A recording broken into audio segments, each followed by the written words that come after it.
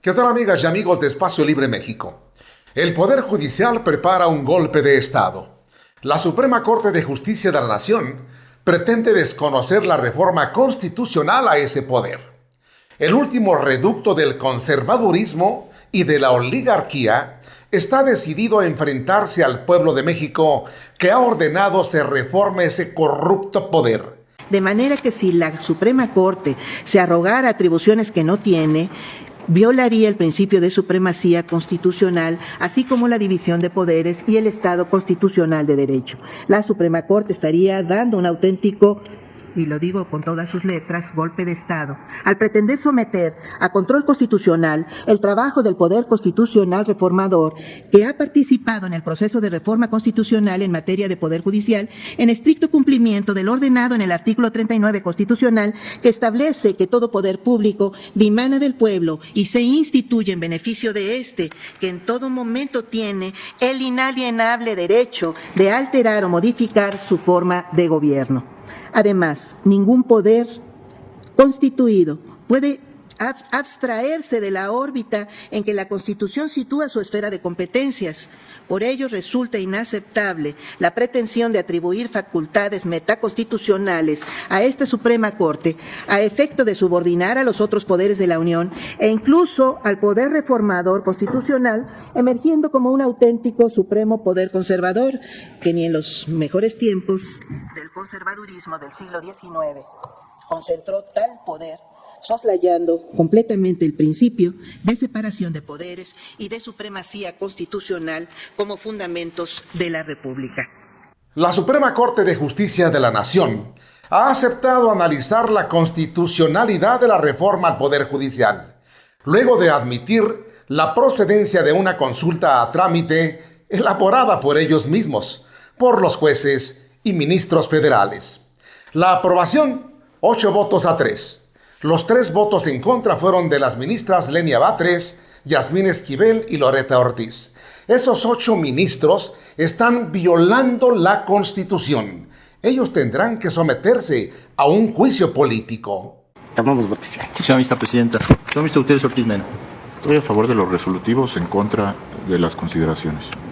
Señor Mr. González Con el Alcántara. proyecto modificado. Señor Mr. Esquivel Mozo. En contra y con voto particular. Señor Mr. Ortiz Alba. En contra y con voto particular. Señor Mr. Aguilar Morales. Yo estoy a favor y en su caso formularé algún voto concurrente según el engrose. Señor Mr. Pardo Rebolledo. A favor del proyecto, me separo de consideraciones y con consideraciones adicionales. Señor Mr. Bates Guadarrama. En contra, con voto particular. Señor Mr. Ríos Farjat. A favor del proyecto con un voto concurrente. Señor Mr. Lainez Potín. Con el proyecto modificado. Señor Mr. Pérez Dayan. Agradeciendo las observaciones que llevan a modificar el proyecto, estoy con este en su totalidad. Señor Mr. Presidenta. Con el sentido del proyecto con un concurrente. Señor Mr. Presidenta, me permite informarle que existe una mayoría de 8 votos a favor del sentido de la propuesta. El señor Mr. Gutiérrez Ortiz Mena en contra de consideraciones. El señor Mr. Aguilar Morales reserva su derecho a formular voto concurrente. El señor Mr. Pardo Rebolledo en contra de algunas consideraciones y con adicionales. La señora Mr. Ríos Farjat con anuncio de voto concurrente. La señora Mr. Presidenta Peña Hernández con anuncio de voto concurrente. Y con voto en contra de las señoras ministras Esquivel Moza, Ortiz Alp y Batres Guadarrama, quienes anuncian sendos votos particulares. Gracias. Como lo hemos dicho, son ridículos berrinches. Son simples pataleos, son rabietas inútiles. Por múltiples motivos, no tienen argumentación legal ni legítima. La reforma está en la Constitución. La Corte no tiene facultades para echar abajo reformas constitucionales, y menos tratándose en contra de ellos mismos, dado que, pues no pueden ser jueces y parte a la vez. La reforma judicial ya fue aprobada.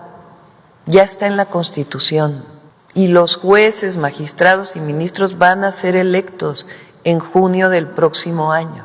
Eso es algo que decidió el pueblo de México y que va a ocurrir. ¿Qué viene ahora? ¿Cuál es el procedimiento? Uno, tiene que emitir una convocatoria el Senado de la República.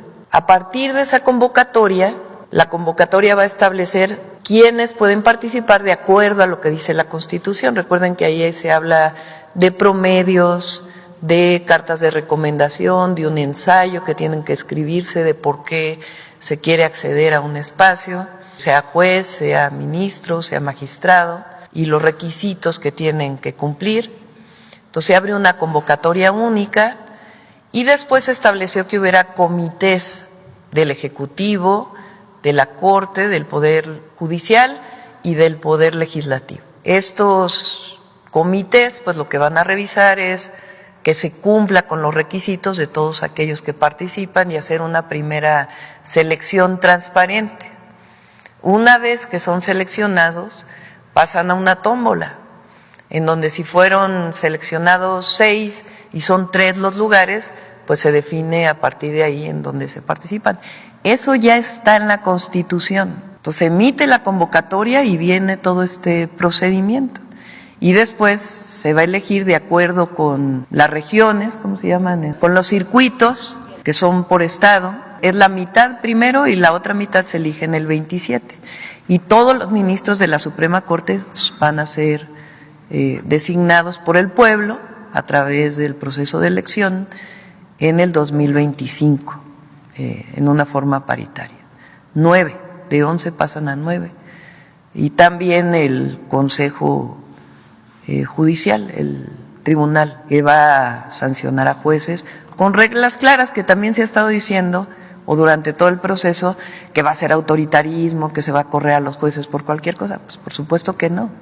Tiene que haber reglas, todo tiene que ser razonable. No se trata de imponer nada. Hagan los berrinches que hagan y den los pataleos que den, gústeles o no les guste, los jueces, los ministros y también los magistrados no podrán echar abajo la reforma. Fue un ordenamiento del pueblo, un clamor popular. Ya fue aprobado por la mayoría calificada en la Cámara de Diputados. Ya fue aprobada también por la mayoría calificada en la Cámara de Senadores. Ya fue aprobada por más de los 17 congresos estatales que se necesitan. Ya fue publicada en el Diario Oficial de la Federación. Ya está en la Constitución y se cumplió con todos y cada uno de los ordenamientos que marca la Constitución Política de los Estados Unidos Mexicanos. Sin embargo, la corrupta Norma Piña sigue echando fuego a una hoguera inútil.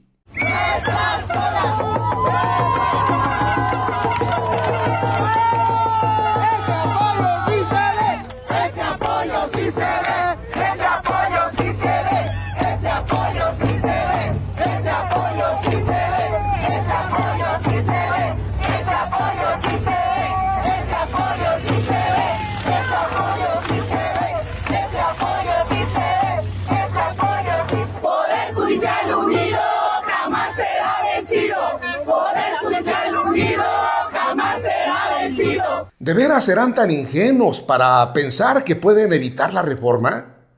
¿Es tal su coraje por mantener el estatus de corrupción que los lleva a hacer estos ridículos? La reforma está ya en la Constitución. Efectivamente, hace unos minutos, la Suprema Corte de Justicia de la Nación, por 8 votos a favor, demostró su carácter faccioso al plantear que está por encima del Poder Legislativo, que tiene atribución soberana como constituyente permanente de reformar la Constitución. Ni la Suprema Corte de Justicia de la Nación, ni el Poder Judicial tienen atribución jurídica alguna para revisar los actos de esta soberanía y del Poder Legislativo. No puede, no debe la Suprema Corte de Justicia de la Nación erigirse como supremo poder por encima del Poder Legislativo y del Poder Ejecutivo y sobre todo del soberano, que es el pueblo de México. Por esta razón, esta presidencia plantea con toda claridad y firmeza que la elección de las personas juzgadoras se llevará a cabo el primer domingo de junio de 2025, lo quiera o no lo quiera la Suprema Corte de Justicia de la Nación. Los jueces, magistrados y ministros se niegan a que se les quiten sus descarados sueldos, sus prestaciones y privilegios, pero más allá de eso, no se hacen a la idea de dejar su industria de la tranza, de dejar de vender al mejor postor sus fallos, de vender sus sentencias y de vender sus amparos. Eso, y solo eso, es lo que defienden. la Suprema Corte de Justicia de la Nación, alzamos la voz una vez más sobre las implicaciones que tendría vulnerar o perder un baluarte como lo es nuestra independencia judicial. Nadie tiene la bola de cristal de lo que ocurrirá en el porvenir, y menos aún si no se cuenta con un diagnóstico serio y pormenorizado sobre el significado y la enorme trascendencia de la independencia judicial que, insisto, no es un privilegio de quienes impartimos o de quienes lleguen a impartir justicia, sino que es un derecho humano de todas las personas. Esta corrupta ministra merece juicio político y el Congreso de la Unión tendrá la obligación de hacer ese juicio. Es ya un clamor popular. A ella y a todos los jueces que han enviado sus prohibiciones. Primero, para que no se debatiera en la Cámara la reforma. Luego para que no se publicara en el Diario Oficial de la Federación y después para que el INE no organice las elecciones de jueces, de magistrados y ministros. Y ahora el Poder Judicial pretende un ridículo golpe de Estado. Los jueces y magistrados y ministros y su corrupta presidenta merecen juicio político y merecen la cárcel. Basta ya de querer seguir robando a México. Basta ya de estar al servicio del poder económico. Basta ya de sus raterías. Comparte este contenido para llegar a más mexicanos. Es muy importante que nos dejes en tus comentarios tu opinión. Gracias, nos vemos y escuchamos en la próxima.